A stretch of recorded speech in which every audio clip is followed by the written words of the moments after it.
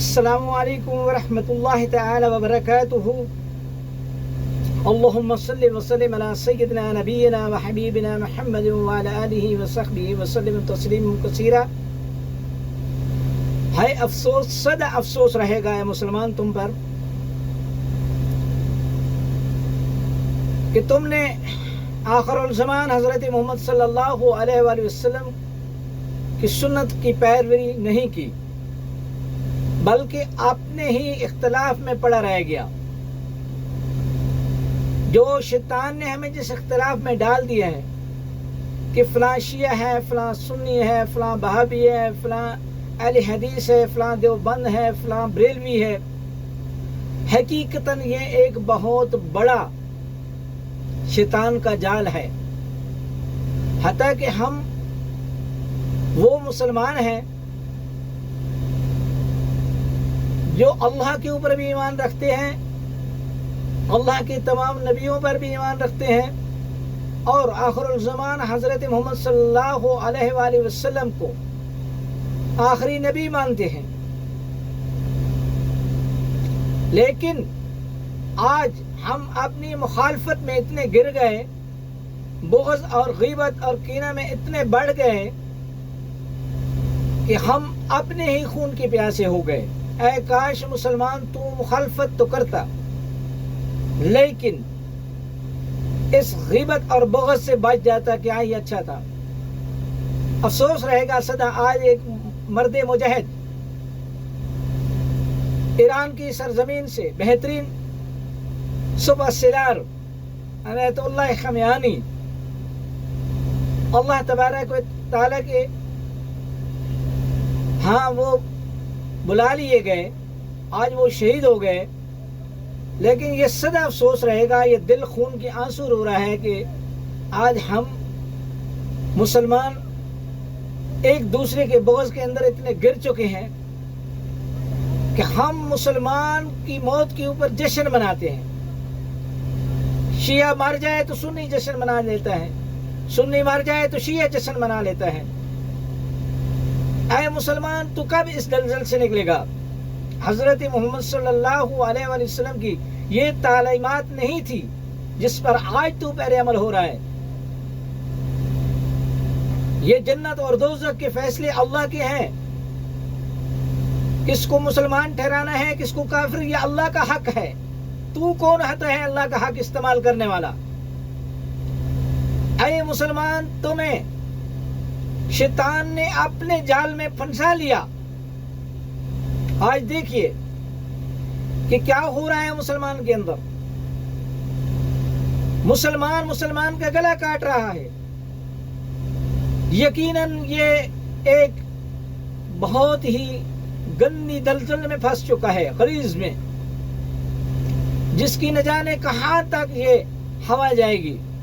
خدارا واپس پلٹا. اے مسلمان، اللہ تبارک و تعالیٰ کی تعلیمات آپ کو اس طرح نہیں پہنچی جس طرح آپ اجاگر کر رہے ہیں کہ مسلمان کے اوپر خوش ہو رہا ہے اور مسلمان کو کافر کہہ رہا ہے. آج ایک بہترین علماء اور بہترین سپر سٹار مسلمان کا مرد مجاہد تھا، اتنا اس کے اندر اللہ تبارک و تعالیٰ نے دم ڈالا تھا عنایت اللہ خمیانی میں کہ اس جیسے دلیر میں نے اپنی زندگی میں نہیں دیکھا. کہ اللہ تبارک و تعالیٰ نے اس کو اتنا دل ذل اور اپنی رحمت سے نوازا تھا کہ وہ واحد مرد مجاہد ہے جو میری زندگی میں فلسطین کے حق میں بولا اور اسرائیل کے ساتھ ٹکر لی. کاش اس کا ساتھ دینے کے بجائے ہم اپنے بغض میں پڑ گئے ہیں کہ وہ تو شیعہ ہیں، وہ سنی ہے. خدا را اس دلدل سے نکلے. آج جو افغانستان اور پاکستان کے اندر ہو رہا ہے، یاد رکھیے چند مہینے پہلے جب انڈیا کے ساتھ پاکستان کی جنگ لگی تو ایک دن کے اندر صبح شروع ہوئی اور دو تین گھنٹے کے بعد بند ہو گئی.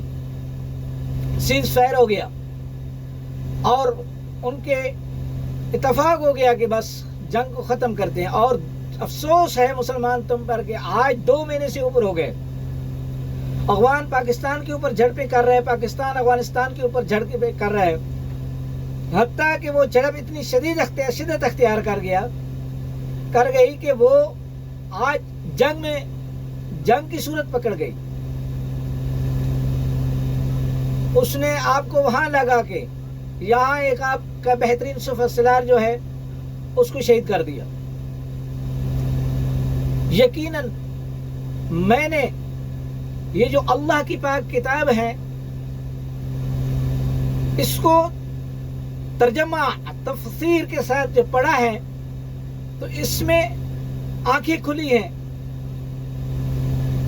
کہ یہ شیطان کا ایک بہت ہی بڑا وسوسہ ہے جس نے ہمیں اتنا ورگلایا ہوا ہے کہ آج ہم اتنے غیبت، بغض اور کینے میں بڑھ گئے ہیں کہ ہمیں علم ہی نہیں ہے کہ ہم مسلمانوں کے گلا کاٹ رہے ہیں.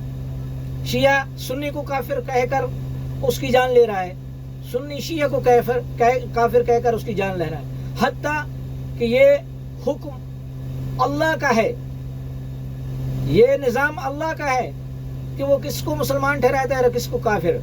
افسوس اے مسلمان، تو نے اللہ کی کاموں میں دخل اندازی کر رہا ہے. رسول صلی اللہ علیہ وسلم کی یہ تعلیمات آپ تک نہیں پہنچی تھی.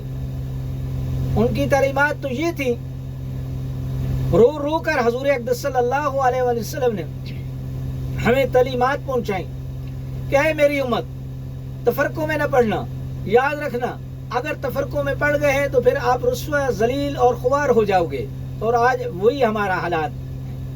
خدا را اس بغض کو اپنے دل سے نکالیں، اس کینے کو اپنے دل سے نکالیں اور ایک جھنڈے کے نیچے کھڑا ہو جائیں جس کا نام ہے لا الہ الا اللہ محمد رسول اللہ صلی اللہ علیہ وآلہ وسلم.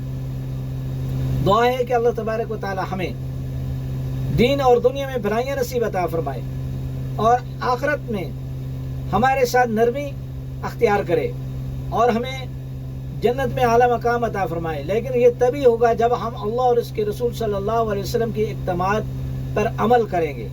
اللہ ہمیں اپنے اقداماتوں پر عمل کرنے کی توفیق عطا فرمائے. جزاکم اللہ خیر کثیر و احسن الجزاء فی الدنیا والآخرہ.